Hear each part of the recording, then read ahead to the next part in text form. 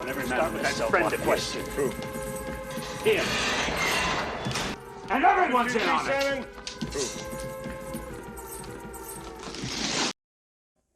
Halo semua, kembali lagi di channel HL21 Film. Kali ini kita akan merangkum sebuah film yang berjudul Shawshank Redemption yang menyoroti ketidakadilan di penjara yang membuat seorang pria harus dihukum seumur hidup karena dia telah dituduh membunuh istri dan selingkuhannya, meskipun pada faktanya bukan dia pelakunya.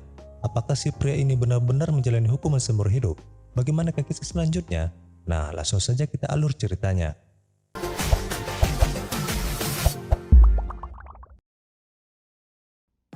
Diawali dengan memperlihatkan seorang pria bernama Andy Debruzen sedang menjalani persidangan karena telah dituduh membunuh istri dan selingkuhannya. Pada saat itu, dia memang berniat ingin membunuh keduanya dan dalam keadaan sedikit mabuk, dia menghampiri mereka sambil menggenggam sebuah senjata. Namun di luar dugaan mereka tertembak, padahal dia sama sekali tidak menaruh pelatuk pistolnya. Meskipun bukan dia pelakunya, namun saat kejadian hanya dia berada di situ, serta barang bukti pistol miliknya, sehingga pihak pengadilan menjatuhinya hukuman seumur hidup. One for each of your victims. So be it. Beralih ke seorang pria bernama Ellis Redding atau yang akrab disapa Red, kembali mendapat penolakan bebas bersyarat. Ini bukan kali pertama, namun sudah berulang kali.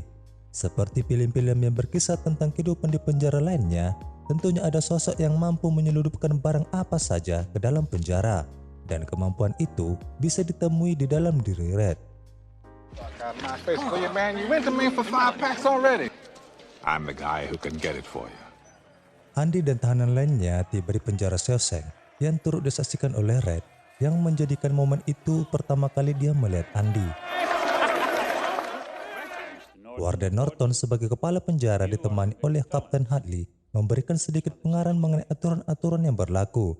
Namun saat itu, salah satu tahanan yang menanyakan kapan waktunya makan, namun sayangnya itu bukanlah pertanyaan yang penting. Kemudian mereka dimandikan layaknya bayi lalu membedakinya.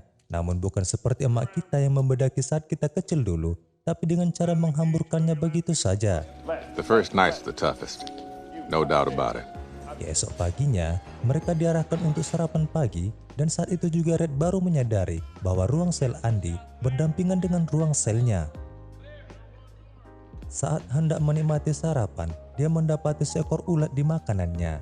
Dan tiba-tiba seorang pria tua bernama Brooksy yang merupakan petugas perpustakaan memintanya agar memberikan ulat itu kepada burung gagak peliharaannya. Jake says thank you. Di sisi lain, tampak seorang pria bernama Box Diamond yang merupakan ketua geng sekaligus seseorang yang naksir kepada Andy. Hey, I like that. Untuk pertama kalinya, Andy memperkenalkan diri kepada Red dan meminta untuk mencarikannya palu yang panjangnya 6-7 inci. Namun saat Red menanyakan untuk apa, Andy hanya menjawab dia ingin menggali bebatuan karena selain mantan direktur sebuah bank, dia juga ahli di bidang bebatuan. Keesok harinya, melalui orang suruhannya di bagian pengiriman barang, Red mengambil barang pesanannya dengan imbalan 2 bungkus rokok, lalu memberikannya kepada Andy melalui pria tua petugas perpustakaan. Delivery for Dufresne. Here you book. Di ruang pencucian pakaian, seseorang menyuruhnya untuk mengambil sesuatu di belakang yang ternyata itu hanyalah sebuah jebakan, di mana Box bersama dengan beberapa anggotanya telah berada di dalam dan ingin melecehkannya.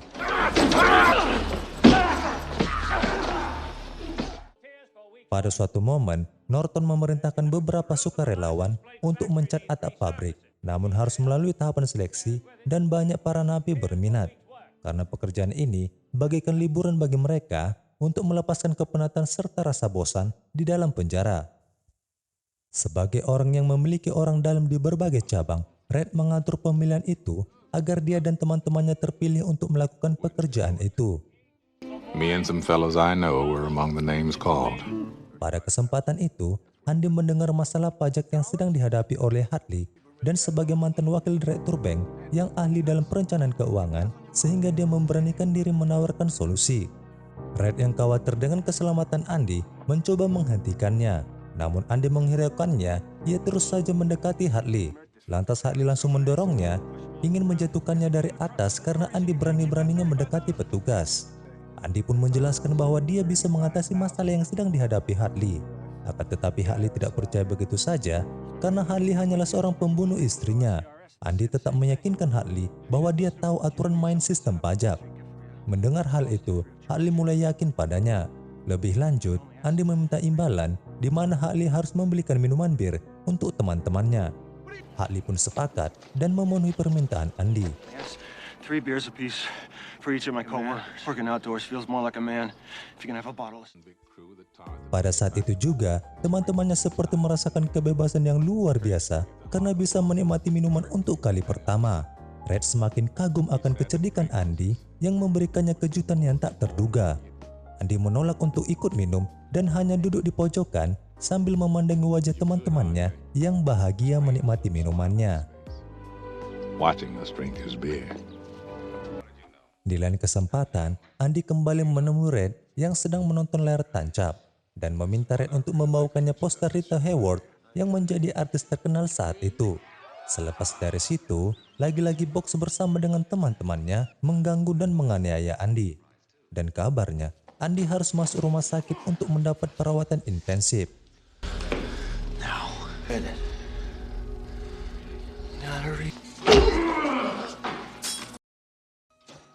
Setelah Box dikurung di ruangan khusus akibat perbuatannya dan kembali ke selnya, ternyata Hartley sudah menunggu lalu menghajarnya hingga babak belur.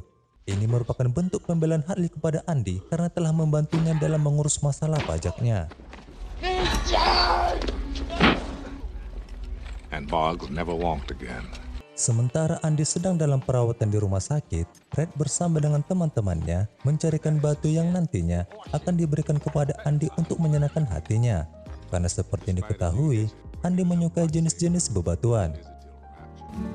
And of course, the most important. Sesudah sembuh, Andy kembali ke selnya. Dia mendapati poster Rita Hayworth di ranjangnya. Namun untuk kali ini, Red tidak meminta imbalan apapun alias gratis. Di mana hal itu disampaikannya melalui pesan tertulis di dalam secari kertas. Ini sekaligus bentuk rasa simpati atas musibah yang dialaminya. Setelah mengetahui bahwa Andy ahli dalam perencanaan keuangan, lantas esok harinya dengan sengaja Norton melakukan penggeledahan di selnya yang ternyata banyak poster tertempel di dinding serta ukiran anak catur yang terbuat dari bebatuan. Karena Norton memiliki kepentingan pribadi dengannya, sehingga dia tidak mempermasalahkan poster-poster itu. Sejak saat itu, Norton mempekerjakan Andy sebagai perencana keuangannya, serta menghitung pajak pendapatannya dan juga koleganya. Did them all, including the wardens. Damn right, the holster too. See, that's tax. Tak sampai di situ, Andy juga berniat menambah koleksi buku baru perpustakaan, sehingga ia mengirimkan surat kepada Dewan Negara untuk pendanaan. Dan Norton mengingatkan bahwa itu akan sia-sia saja. Walaupun demikian, ia tetap rutin mengirimkan surat tiap minggu meskipun tak mendapat balasan apapun. Like Norton said, Andy got no answers. Tiba-tiba Andy mendapatkan kabar bahwa Brooks ingin membunuh salah satu teman dekat mereka setelah Brooks mengetahui bebas bersiarannya akan tiba. Bukannya senang, tapi justru membuat ia sangat bersedih. Sehingga ia ingin membunuh temannya sendiri agar dia kembali masuk penjara. Karena menurutnya, kehidupan luar tidak akan mungkin bisa menerima orang tua yang sudah rentan seperti dia. You heard his parole come through. Dengan berat hati, Brooks harus meninggalkan lapas itu dan melepaskan burung gagak peliharaannya yang sudah dewasa sebagai tanda kebebasan mereka berdua. Brooks pun harus menjalani kehidupan luar yang berkembang sangat pesat dan ternyata lebih kejam daripada kehidupan di penjara yang sudah 50 tahun dijalaninya. Lantas dia pun mendatangi sebuah penginapan atas rekomendasi petugas lapas. Kemudian dia bekerja di sebuah toko makanan meskipun tangannya sering terasa sakit. Jika di penjara dia dihargai karena memiliki jabatan sebagai pustakawan, tapi di luar dia bukanlah apa-apa. Hanyalah seorang pria tua yang tak memiliki siapa-siapa lagi dan menghabiskan waktunya memberi makan burung selepas bekerja. Dengan harapan burung gagaknya muncul dan menyapanya, namun hal itu tidak pernah terjadi. Say hello, but he never does. Ia juga mengalami gangguan tidur karena selalu dihantui oleh rasa takutnya sendiri. Lantas dia pun kadang berpikir untuk menembak manajer tokonya yang sepertinya tidak menyukainya agar kepolisian mengirimnya kembali ke lapas. Sebagai jalan satu-satunya, ia pun memutuskan mengakhiri hidupnya sebab ia merasa takkan ada lagi orang yang menangisi kepergian pria tua seperti dia. Namun sebelum itu, dia menuliskan Brooks was here, yang artinya Brooks dulu pernah di sini. Berita kematiannya pun diketahui Red dan teman-temannya melalui sepucuk surat yang ditulis oleh Brooks sebelum dia memutuskan bunuh diri.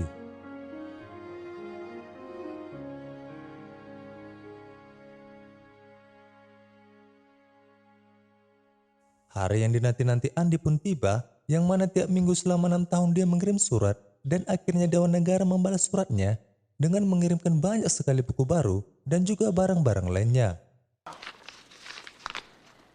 Tak puas sampai di situ, dia memutuskan untuk mengirim surat 2 kali seminggu agar dia bisa mengembangkan perpustakaan lebih baik lagi. Kemudian dia memeriksa satu demi satu buku itu yang ternyata terdapat piringan hitam di dalamnya. Lantas dia memainkannya, namun sebelum itu ia mengunci pintu termasuk pintu toilet agar tak seorang pun bisa mengganggunya. Sontak membuat semua penghuni penjara itu takjub dan menikmati alunan musik yang terdengar dari toa, dan Andy juga sangat menikmatinya meskipun Norton bersama dengan anggotanya menyuruhnya membuka pintu, namun dia tidak memperdulikannya sehingga mereka mendobraknya secara paksa.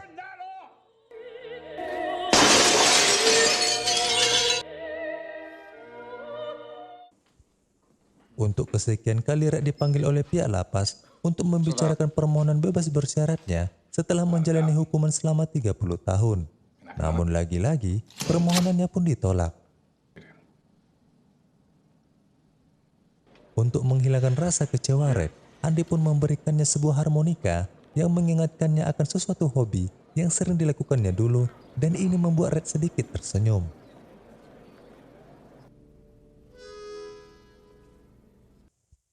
Lagi-lagi, Dewan Negara kembali memenuhi permintaan Andy setelah rutin mengirimkan surat 2 kali seminggu dengan memberikan dana yang lebih besar untuk renovasi perpustakaan lama menjadi lebih modern. Dengan nama Brooks Halton Memorial Library untuk menghormati sahabat mereka Brooks. Lantas berita ini pun banyak diliput oleh surat kabar dan secara otomatis menaikkan citra lembaga itu serta mengharumkan nama baik Norton. Williams. Andy bukan hanya menangani perencanaan keuangan, namun ia juga kerap ditugaskan oleh Norton membersihkan pakaian dan menyimir sepatunya. Andy mengetahui semua berbagai penipuan, penggelapan pajak, penyuapan, pencucian uang, dan korupsi yang dilakukan oleh Norton. Namun Andy bisa mengkelabuinya dengan membuat sebuah akun bank dengan nama samaran, lengkap dengan identitasnya, dan menyalurkan semua dana ke nama itu. Jika di luar Andy adalah orang yang jujur, akan tetapi penjara justru membuatnya seorang penjahat. Narapidana baru tiba di lapas sekaligus pertama kali mereka melihat seorang pemuda bernama Tommy Williams, yang kemudian menjadi teman akrab mereka meskipun dia seorang berandalan. Suatu kali Tommy ingin mengikuti ujian paket C sehingga ia meminta Andy untuk mengajarinya setelah mengetahui bahwa Andy banyak membantu meluluskan narapidana lainnya untuk ujian paket C. So Andy took Tommy under his wing.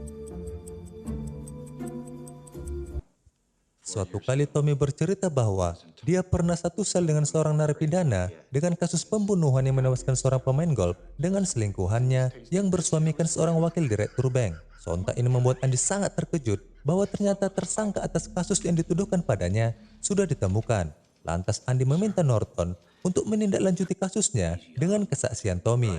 Dia meminta ulang pengadilan, namun Norton menolaknya karena dia tidak ingin kehilangan Andy.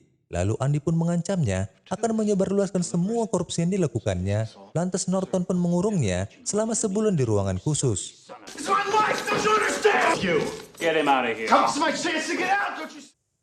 Suatu ketika Tommy diminta untuk menemui Norton, di mana Norton ingin memastikan kebenaran cerita yang disampaikan Tommy kepada Andy, yang ternyata cerita itu benar adanya. Lalu Norton meninggalkannya begitu saja, namun Norton yang sudah mempersiapkan Harley mempersilahkan untuk menembak William dengan tujuan menghilangkan saksi mata atas kasus Andy. Yes, sir. Absolutely. That's what I thought.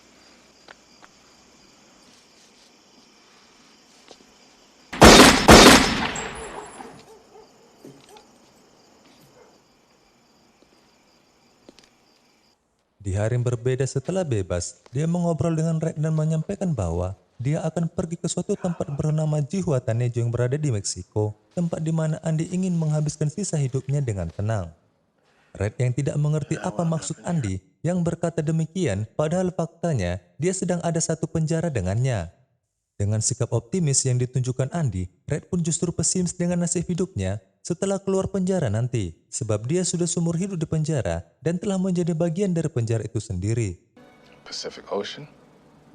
Shit. Andy berpesan jika Red keluar dari penjara untuk pergi ke padang rumput yang ada di Buxton mengambil sesuatu yang disimpan untuknya di sana. Red semakin tidak memahami apa maksud dari perkataan Andy. At the base of that wall, you'll find a rock that has no earth. Find that spot. Be some black, volcanic glass. To see.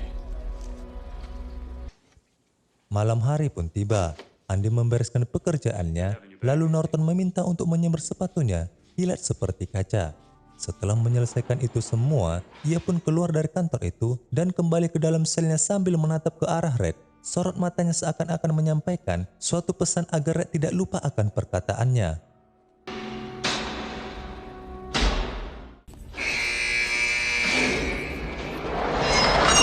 Pagi pun tiba, petugas memeriksa selnya setelah memanggil-manggil namanya namun tak kunjung keluar.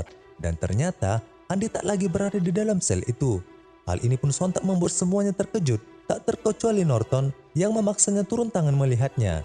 Ia harus menyaksikan fakta bahwa saat ini, ruangan itu hanyalah menyisakan poster-poster serta ukiran batu. Hingga membuat Norton murka kepada anak buahnya yang tak becus jaga malam saat itu. Lantas ia pun melempari mereka dengan anak catur, namun ada sesuatu yang janggal. Setelah anak catur mengenai salah satu poster yang membuatnya bolong. Dan betapa terkejutnya dia bahwa ternyata itu adalah sebuah lubang yang amat panjang yang digunakan Andy untuk melarikan diri. Conspiracy! And everyone's in on it!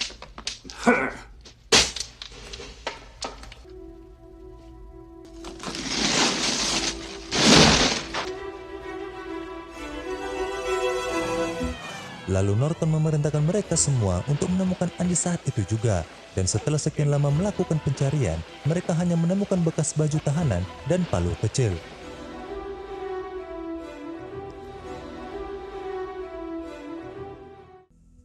Butuh waktu 20 tahun bagi Andy untuk membuat lubang seperti itu, yang mana dia harus bersusah payah keluar melaluinya dengan berbekalkan pakaian dan sepatu yang diambil milik Norton, serta menukar buku catatan keuangan milik Norton. Tanpa sadar si penjaga tak mengetahui betapa mengkilatnya sepatunya yang dikenakan Andy pada malam itu. Berbekal pengetahuannya di bidang geologi yang berlandaskan pada prinsip tekanan dan cuaca, dia harus melalui pipa saluran pembuangan yang tak terbayangkan oleh siapapun.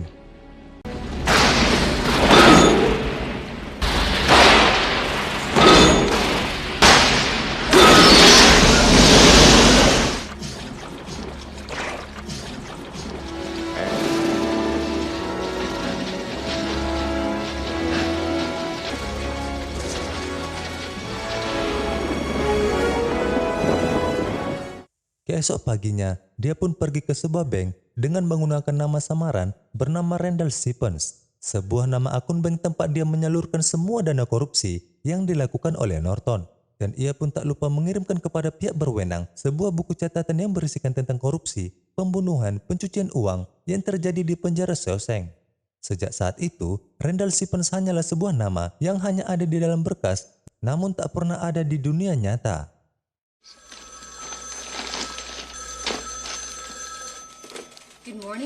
Beberapa hari kemudian, berita tentang korupsi pembunuhan di Shawshank menjadi berita utama di surat kabar hingga membuat Norton sangat marah.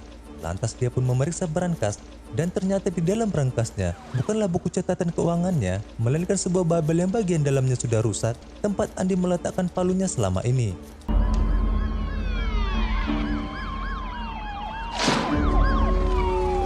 Tak lama kemudian, pihak kepolisian melakukan penggerebekan ke lapas itu, di mana Harley hanya mampu terdiam, sementara Norton mempersiapkan sebuah pistol untuk melakukan penyerangan, namun dia justru menembak dirinya sendiri.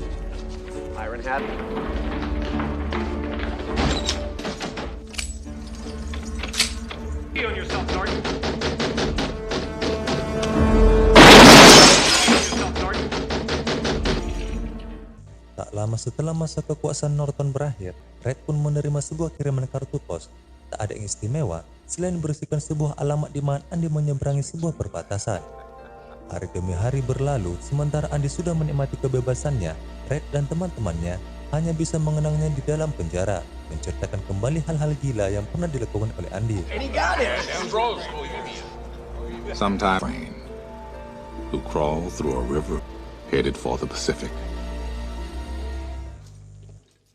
Saatnya pun tiba, Red kembali dipanggil oleh pihak pengadilan untuk membicarakan mengenai bebas bersyaratnya. Karena tak ingin membuang waktunya begitu saja, serta memberikannya harapan palsu, Red meminta mereka langsung saja menstempel dokumennya. Toh juga dia sudah tahu bahwa pembicaraan ini hanyalah sebuah formalitas dan omong kosong, yang ujung-ujungnya membatalkan bebas bersyaratnya seperti yang lalu-lalu. Namun di luar dugaannya, setelah mendengar pengakuan yang berani dan jujur dari dalam hati Red, mereka mengepruk dokumen itu dan bebas bersyaratnya pun diterima.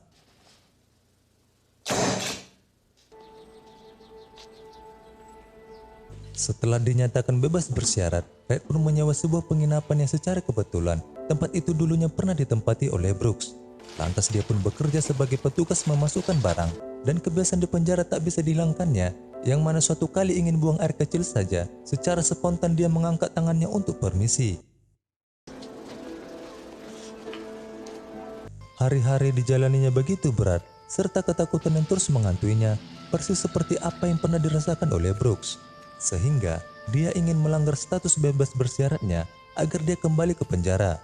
Namun niatnya itu diurungkannya karena dia teringat akan janjinya kepada Andy. Dengan setelan jas yang dipakainya di penjara, dia pun pergi ke alamat yang dikatakan oleh Andy, sebuah kawasan padang rumput di Dockstone.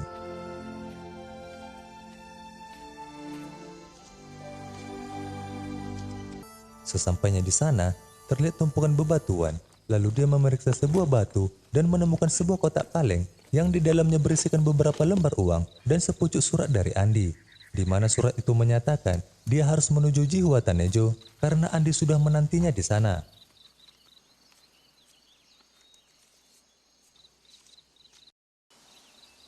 I could use a good man to help me get my project on wheels. I'll keep an eye out for you and the chessboard ready. Remember, Red, hope is a good thing. Setelah perjalanan panjang itu, akhirnya Red pun tiba di sana, tepat di tepi pantai yang sangat indah, sesuai dengan yang diceritakan oleh Andy, dan melihat Andy sedang memperbaiki sebuah perahu tua. Tamat. Dan berakhirlah alur cerita film ini. Jangan lupa subscribe. Sampai jumpa di alur cerita film selanjutnya. Bye.